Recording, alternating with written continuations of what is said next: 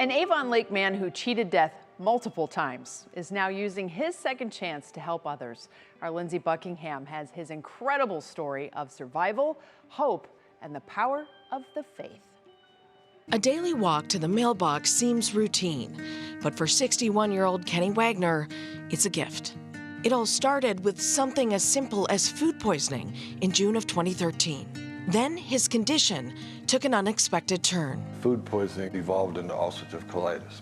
Over the next several years, Kenny would face a slew of complications: sepsis, colon removal, then in 2016, a blood clot. It's Saturday morning, so I said, honey, let me just take one more walk. As soon as he opened the door, I just fell straight down. Incredibly, Kenny's wife, Susie, was right there to give him CPR. For 7 minutes and 38 seconds, I was just laying there dead. Fire department, what's going on? I don't know, my husband had major surgeries and now he just fell and he's not breathing. It was a heart attack known as a widowmaker, his life hanging in the balance. We're gonna do CPR, okay? I'm doing CPR. Okay. So from 3:30 to 10:30, I died 12 times, back and forth. Miraculously, he survived. I rehabbed and I went back to work in September. But his cardiologist had a sobering message. And he'd say, you know, you're not gonna outlive your heart. Dr. Michael Zacharias of University Hospital's Harrington Heart and Vascular Institute has seen Kenny through his darkest hours. Kenny and many people coming in cardiogenic shock are essentially facing death. We know that the mortality associated with cardiogenic shock is about 50% despite the current medical therapy and technologies that we offer patients. In 2021, Kenny's heart failed again. So they had shocked me probably 5 or 6 or 7 times. To keep him alive, doctors gave Kenny a heart pump called an LVAD. It helps circulate blood flow from the main pumping chamber of the left ventricle out through a tube that goes to the aorta, the major blood vessel off of the heart.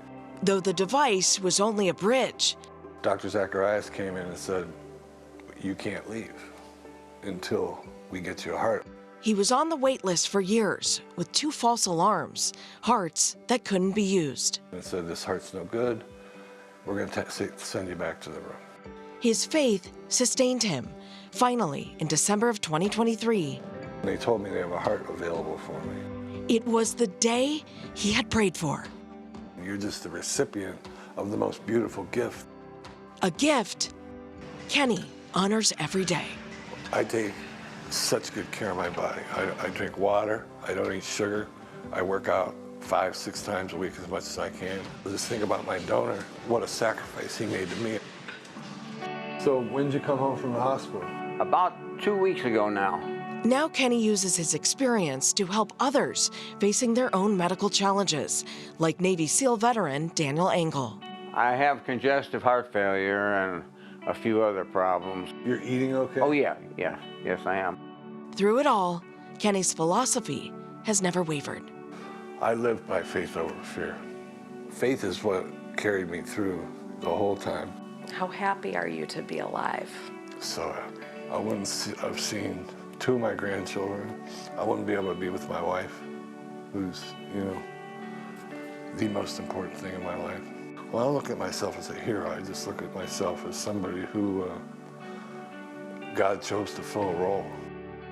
Kenny's daily trip to the mailbox isn't just a short walk. It's proof that second chances are real, and every step is a miracle.